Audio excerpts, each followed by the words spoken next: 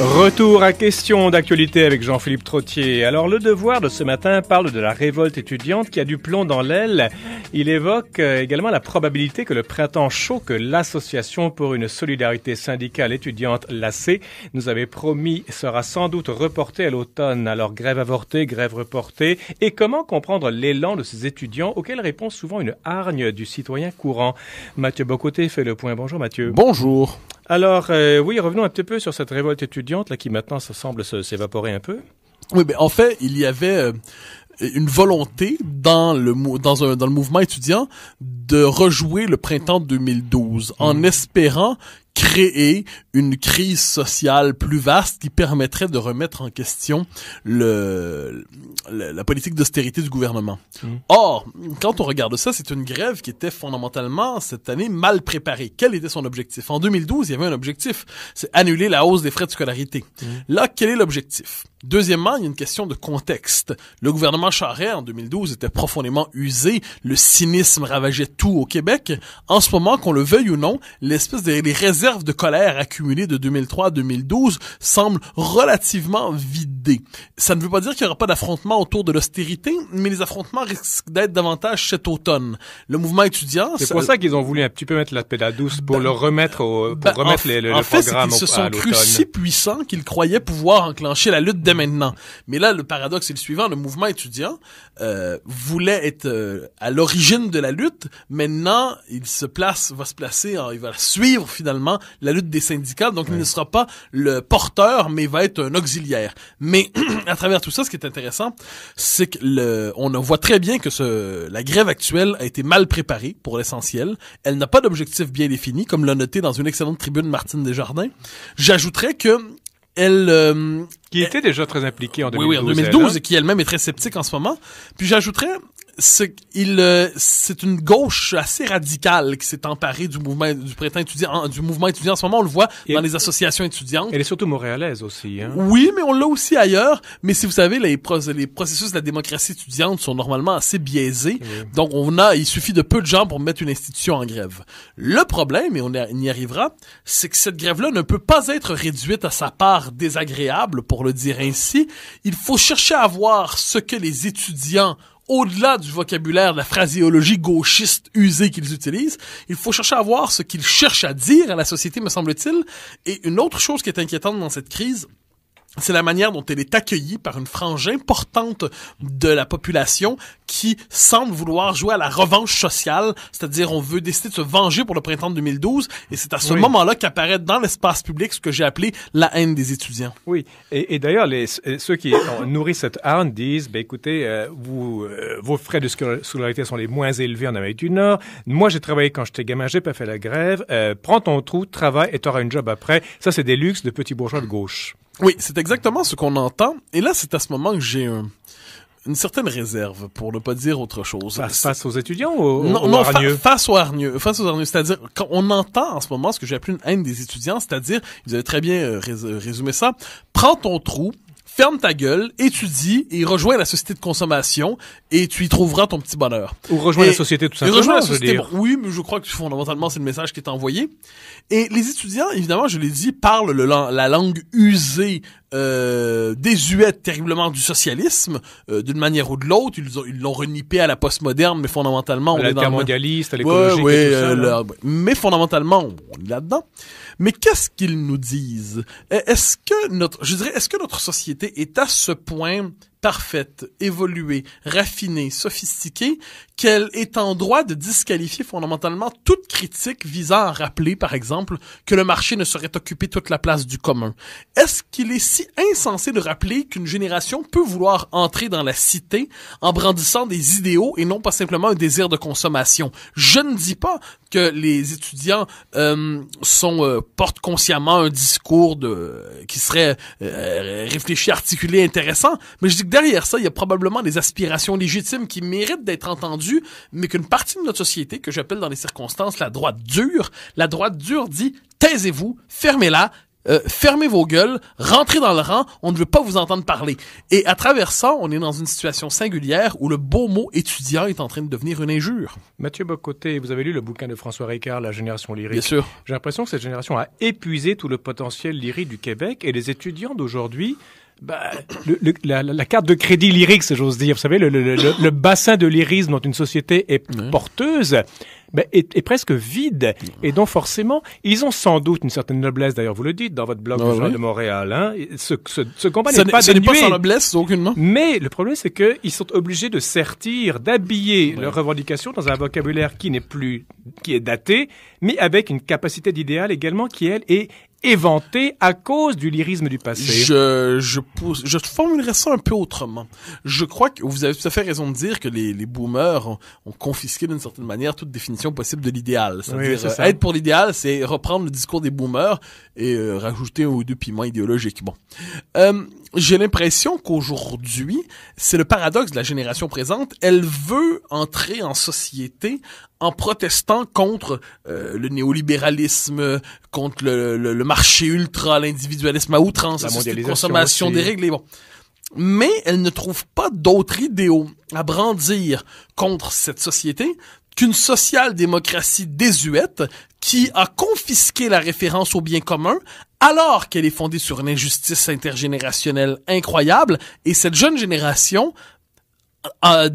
proteste contre le néolibéralisme en défendant un modèle qui l'écrasera dans quelques années. On y reviendra, Mathieu Bock-Côté, mais je veux revenir à cette question avec vous, la creuser davantage. Est-ce que c'est une question de manque de vocabulaire de la part des étudiants? Parce qu'il y a une insatisfaction et ils n'ont pas nécessairement tort. Absolument. Mais elle s'exprime avec un vocabulaire qui ne convient pas avec cette insatisfaction. Vous avez raison, mais je dirais que leur impuissance est aussi la nôtre de ce point de vue. Parce que... La nôtre de votre génération ou la nôtre de nos sociétés dans toutes les sociétés occidentales, il y a quelque chose comme un malaise politique très puissant qui s'exprime. Il se donne quelquefois dans des populismes de gauche ou des populismes de droite, il se donne dans l'abstention électorale, il se donne dans le cynisme. Il y a le sentiment que nous avons perdu quelque chose comme le commun. Nous avons perdu la capacité d'agir collectivement. Il y a ce que Marc Crapez appelle un sentiment de dépossession. Marc qui? Marc Crapez. C-R-A-P-E-Z? Oui, politologue français remarquable. Il dit un sentiment de dépossession collective qui est très fort aujourd'hui. Bon. Alors, mais nous cherchons désespérément quel projet politique serait capable non pas de servir d'alternative à la société libérale. Nous savons très bien que la démocratie libérale est notre horizon. On n'est pas à la recherche d'un nouveau socialisme à revendiquer. Mais nous savons que le libéralisme n'épuise pas la vie en société. Nous avons besoin d'idéaux qui viennent le civiliser, qui viennent le dompter, qui viennent l'inviter à la modération. Mais on les trouverait où, ces idéaux, dans des sociétés qui sont en panne? Voilà, tout est le problème. C'est-à-dire, quand on ne les trouve pas, on va utiliser le vocabulaire usé, je l'ai dit, du paléo, du néo-socialisme selon les uns ou les autres. J'ai tendance à croire, quant à moi, que les idéaux nécessaires, mais ça, chacun va combler le vide à sa manière. J'ai tendance à croire, quant à moi, que les idéaux nécessaires sont les idéaux du commun, le sens de la frontière, le sens des limites, le sens de la nation, une critique de l'illimité, une critique à la fois du tout au marché et une critique je dirais, de cette mauvaise conscience qui a plombé notre capacité d'agir. Mais là-dessus, soyons honnêtes, chacun comble le vide à sa manière. Ce qui a probablement comme point commun de tous ceux qui ressentent un malaise avec la société actuelle, c'est le désir du commun. Le désir du commun, c'est-à-dire quelque chose un cadre dans lequel inscrire nos vies, une société qui ne soit pas qu'un marché, mais aussi une cité. Mais ensuite, Mathieu, les options sont nombreuses. Commun a deux sens, hein, c'est qui appartient à tout le monde ou qui est ordinaire. Oui, alors, vous avez tout à fait raison, mais entendons-nous ici qu'il s'agit de la première définition. C'est-à-dire qu'il appartient à tous. Qui peut s'étioler en ordinaire. Mais bien sûr, mais alors, moi, j'ai une vision assez tragique ou cyclique du politique. C'est-à-dire ceux qui croient qu'il est toujours possible de vivre dans la belle intensité de l'intégration civique, là, c'est-à-dire une société pleinement consciente d'elle-même, ça n'existe pas. Les cités naissent, se déploient, grandissent, brillent, déclinent, meurent, ou s'étiolent et quelquefois renaissent. Donc, autrement dit, nous sommes dans un moment de l'histoire en ce moment, il faut savoir, est-ce qu'on est à la fin de quelque chose ou au début de quelque chose? C'est merveilleux, on est en pleine semaine sainte, Mathieu. Vous encore une fois, sans le savoir, vous frôlez le religieux. Sans le savoir, mais je le frôle. Je dis pas que vous le voulez pas, vous le savez pas, ce sont deux niveaux différents. Je le frôlerai autrement. C'est-à-dire, je crois qu'il y a cette conscience intime dans l'âme l'âme des peuples qu'il y a quelque chose de sacré dans la cité. Nous savons que la cité, c'est pas simplement un agencement de droit. Il y a quelque chose qui nous touche existentiellement. Ben, écoutez, en Grèce antique, la cité était toujours représentée par un dieu ou bien par sûr, une déesse qui transcendait et pour lesquels on pouvait mourir. Et je crois qu'il y a, absolument, je pense que ce sens du sacré, nous le désirons même si nous ne savons plus le nommer. Parce qu'on a été tellement marqué par le 20e siècle qu'on a l'impression que la seule politique possible est la politique des droits de l'homme. On redécouvrira, je crois, dans les années à venir, que si les droits de l'homme sont fondamentaux, ils n'épuisent pas le problème politique. Nous avons besoin de dire nous. Pour ça, on a besoin d'une histoire commune, on a besoin de valeurs partagées, on a besoin d'une capacité d'action qui s'appelle un État, et ensuite, les divisions risquent d'être plus fructueuses. Parce que voyez ce qui se passe en ce moment. Dans la crise étudiante, moi, ça me bouleverse. Vous avez d'un côté une gauche étudiante dont le soulèvement ne fonctionne pas et qui, pour cela, inévitablement se réfugie dans un radicalisme à peu près extrême. Bon. Et de l'autre côté, vous avez les défenseurs appelons ça, de l'ordre établi dans ce qu'il a de légitime, sont bien discrets comparés à cette droite hargneuse, dure, qui veut casser... Et qui aura davantage le vent en poupe. Hein. Il me semble que cette droite hargneuse, elle est de moins en moins complexée. Oui, elle a le micro à Québec souvent, et lorsqu'elle n'a pas le micro, on dira qu'elle a les réseaux sociaux, et il y a une violence à l'endroit des étudiants en ce moment qui s'exprime, un mépris, et on ne leur autorise pas, on ne leur donne pas la possibilité d'avoir leur propre parole, on les traite inévitablement comme des crétins, des bébés gâtés, on s'interdit la possibilité même de reconnaître une légitimité à leur point de vue. Mais on est là on est là dans le sens l'opinion publique est fatiguée. Mais est-ce que ce n'est pas un combat qui s'est trompé d'époque? Parce que l'opinion publique et ces hargneux dont vous parlez, j'essaie de les défendre un peu ici, mais ils en ont marre de ces trucs-là, parce qu'on parle d'austérité, leurs chèques vont diminuer, ou ci ou ça, l'avenir est un peu moins rose que prévu. Je comprends, s'il s'agit de dire, moi là-dessus, j'espère être d'un grand réalisme économique ou budgétaire. Je veux dire, moi, je crois que le désendettement de l'État est indispensable. Appelons ça austérité ou non, je crois que le désendettement de l'État, c'est une nécessité vitale pour le Québec. Je crois que notre société est exagérément bureaucratisée. Mais une fois qu'on a dit tout ça, la nécessité de la défense des services publics existe encore. J'ajouterais, cela dit, le fait qu'on soit dans une période d'austérité ne devrait pas empêcher une critique plus large des dérives de ce qu'on appellera le capitalisme contemporain. Je comprends très bien, Mathieu, mais vous, ça va, parce que vous, dans votre salon, vous pouvez y réfléchir ou sur vos tribunes. Mais monsieur, madame, classe moyenne qui peine à joindre les deux bouts, mais qui a quand même une job, etc., ne va pas réfléchir en ces termes-là. Non, et puis forcément, ils vont vomir. Un instant. Tous n'ont pas à emprunter le vocabulaire de la sociologie ou de la philosophie. Ni le vôtre. Mais, imaginez un petit peu. 8 millions de bocs cotés à Montréal, au Québec. Le Québec serait moins productif. mais cela dit. Et plus bavard. Oui. Mais cela dit, voyons un peu ce que je dirais la vie qu'offre notre société à une honnête personne qui se dit je veux y réussir. Oui.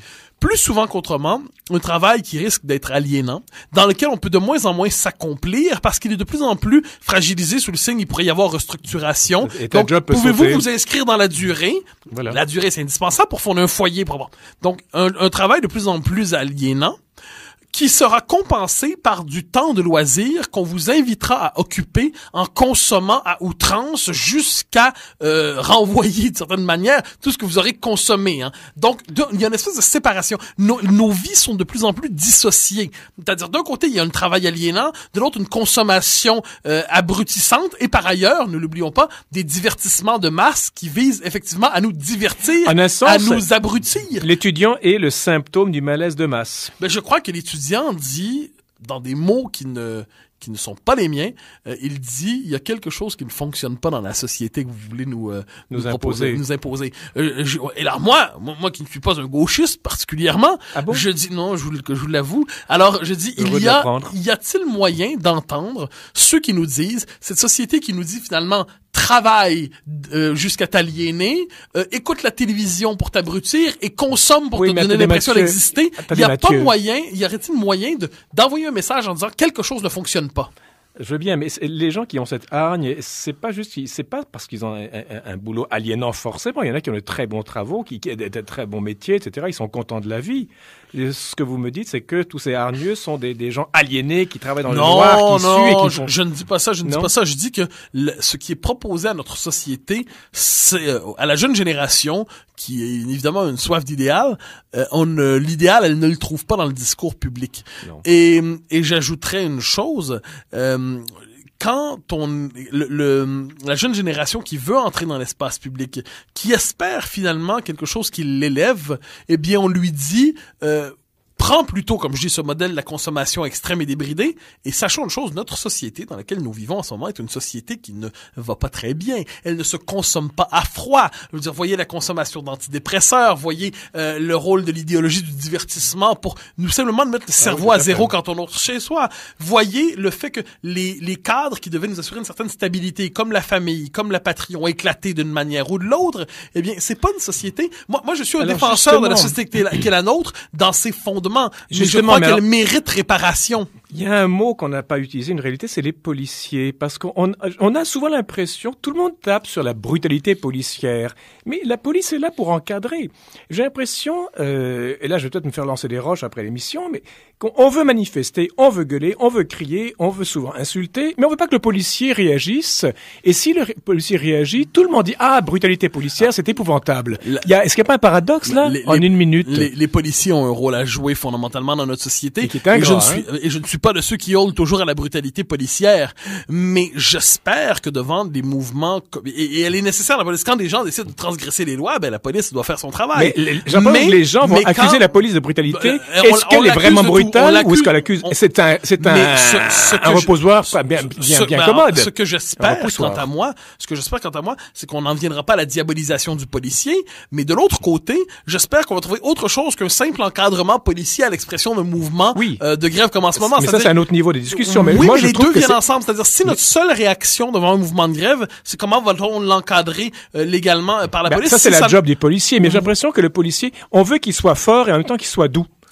Attendez un instant. Ce que je 15 secondes. Ce que vous, est-ce qu'on doit assimiler tout usage de la force à de la brutalité policière? Voilà. Non. Est-ce qu'il est permis, je le dis à l'occasion, de s'inquiéter de certains matamors qui aiment jouer de la matraque ou encore quelqu'un qui tire? On l'a vu, la jeune fille Noémie Trudeau, je crois. Oui, bon, alors ça, manifestement, lorsqu'il y a des dérives, nommons les dérives, mais évitons évidemment de diaboliser les policiers. Mathieu, joyeuse Pâques à vous. Joyeuse Pâques vous aussi. Et merci beaucoup à Daniel Fortin et à Guillaume Papouze.